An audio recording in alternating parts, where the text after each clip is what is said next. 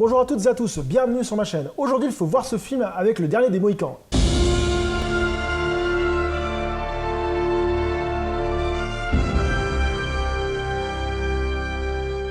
Le dernier des Mohicans, The Last of the Mohicans en version originale, est un film américain réalisé par Michael Mann, sorti en 1992.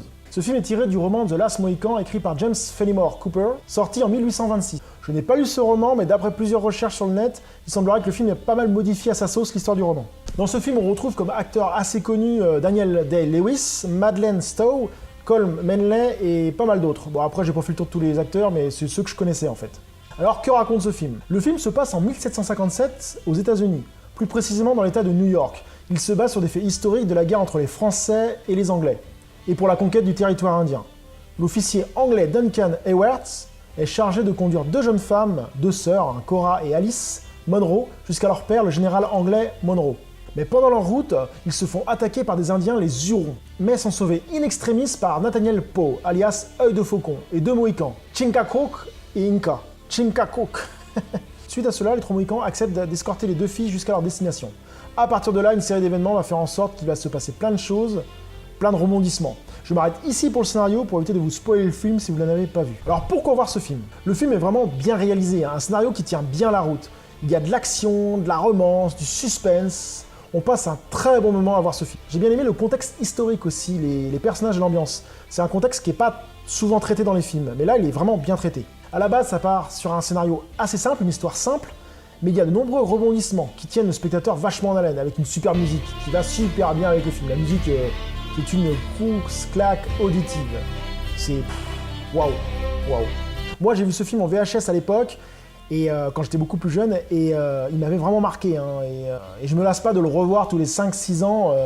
Moi je vous conseille ce film si vous ne l'avez pas vu, car il vaut vraiment le détour. Pour ceux qui n'auraient pas vu le film, je vous dis à bientôt, parce que là on va rentrer en zone spoil, donc les autres qui ont vu le film, je rentre dans la zone spoil. Alors j'ai adoré ce film pour plusieurs raisons. Déjà, certaines des actions ont une bonne fluidité, hein, et ils m'ont vachement marqué. La première fois que je les ai vus, des scènes de combat contre les Hurons sont vraiment bien filmées, hein, avec un bon rythme. La première scène avec l'embuscade est vraiment bien foutue. Hein. Quand ils se tirent, l'autre il se baisse. En fait, le gars tire, il se baisse, il se relève, boum, il tire. Parce qu'à l'époque, il y avait qu'un coup sur le fusil, et enfin, il n'y a pas que cette scène, il n'y a pas que ce moment-là, mais il y a plein de moments dans cette scène qui sont vraiment bien retranscrits. Puis tout au long du film, il y a des scènes d'action qui sont bien faites. D'ailleurs, dans le film, j'ai l'impression qu'il court tout le temps. Je l'ai revu pour faire cette vidéo, et c'est vrai que du début à la fin, ils sont toujours en train de courir, les deux Mohicans. J'ai remarqué ça. Ça m'a fait un peu rire, mais bon. Les personnages sont vraiment aussi bien écrits. Hein. Le héros, Nathaniel Poe, un Européen avec des valeurs d'Indien, qui a été élevé par les Mohicans. L'officier anglais Duncan Heyworth, qui au début paraît un peu con, paraît un peu salaud. Hein. On dit c'est quoi ce connard? Car il essaye tant bien que mal d'avoir l'amour d'une des sœurs, la Cora Monroe. Et d'un coup, le personnage va avoir un retournement de situation. Il va tout faire pour l'amour, il va même se sacrifier pour sauver le Mohican, Nathaniel Poe, et Cora, quoi. Il va même jusqu'à sacrifier sa vie, quoi. Quelque part, j'étais assez étonné, car au début, moi, quand je l'avais vu, je me dis, putain, c'est vraiment un vrai con, ce mec-là. Puis en fait, pas du tout, quoi. Il a un honneur, en fait. C'est peut-être un con, il avait des choses, mais il a un honneur. Pour l'amour de celle qu'il aime, il va tout sacrifier, même sa vie, quoi. Et ça, j'ai trouvé ça vraiment bon, quoi. Le personnage de Cora Monroe aussi est vachement bien écrit. Une lady qui a un fort caractère et qui va vite tomber amoureuse de Nathaniel Poe.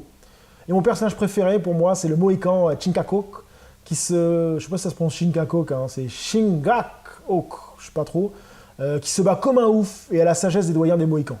Enfin, chaque personnage apporte une petite touche au film qui rend le film encore meilleur, je trouve. Bien sûr, les décors sont juste magnifiques, hein. Tout au long du film, on se retrouve dans des décors un peu différents, dans la forêt, la cascade, les montagnes, les plaines, enfin, on a de tout là-dedans. Mais pour moi, une des scènes les plus poignante de ce film, qui a pour moi la mieux réussie, est la scène finale. Hein. La scène mélangeant les images et le son à la perfection avec la musique épique du film, ça rend vraiment trop bien. Hein. Quand l'Indien Urumagua kidnappe une des sœurs, et notre héros, les Mohicans, essaie de la sauver en courant. Sauf que la sœur, pris de peur, se jette dans le vide, sous les yeux, on voit son regard de désespoir, et elle saute dans le vide, sous les yeux de sa sœur, qui peut rien faire, qui est à distance, qui peut rien faire, qui la voit sauter dans le vide. Et elle reste complètement bouche bée comme ça, et enfin, j'ai trouvé ça vraiment bien. Puis l'autre scène aussi, qui ensuite la scène qui est vraiment bien faite aussi, c'est Inca, qui avait un faible pour la sœur qui est tombée dans le vide, le frère du héros, qui se fait tuer par l'Indien et poussé dans le vide aussi. Et là, le père pète une durite, la Chingachgook, court pour la vengeance, et personne ne l'arrête, lui. Hein. Face à lui, les mecs, ils se font tous déglinguer. Hein.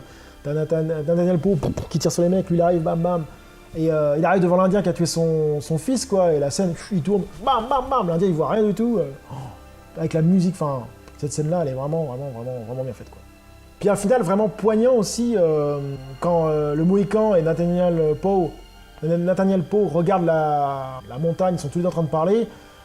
En fait, on s'aperçoit que le dernier des Mohicans, c'est pas celui-là qu'on croyait, c'est pas Nathaniel Poe, c'est bien Chinkago. Car même s'il considère Nathaniel Poe comme son fils, ce n'est pas son fils de sang. Et donc, Shinkaku est bien le dernier de sa tribu. Et donc, il est bien le dernier des Mohicans. Et ça, j'avais trouvé ça vraiment bon. Parce que moi, pendant tout le film, dans ma tête, le dernier Mohican, c'était Nathaniel Poe, l'œil de faucon, le héros, quoi. Mais pas du tout. Et c'est vrai que j'avais pas calculé ça, et à la fin, on voit qui est le dernier des Mohicans. J'espère que cette vidéo vous a donné envie de revoir le dernier des Mohicans. J'espère que vous ne l'avez pas vu, sinon ça serait dommage, je vous aurais spoilé pas mal du film. Et je vous dis à très bientôt sur ma chaîne. Salut!